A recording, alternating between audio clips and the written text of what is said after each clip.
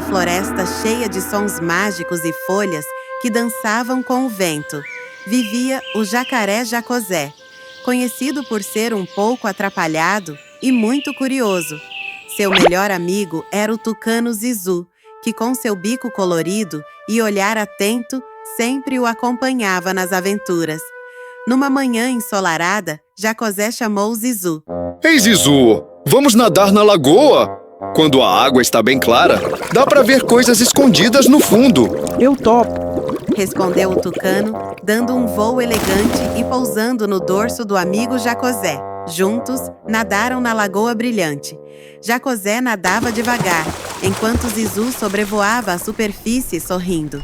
De repente, Jacozé percebeu algo diferente. Uma pequena passagem de água que parecia formar um túnel debaixo das raízes das árvores. Olha só, Zizu!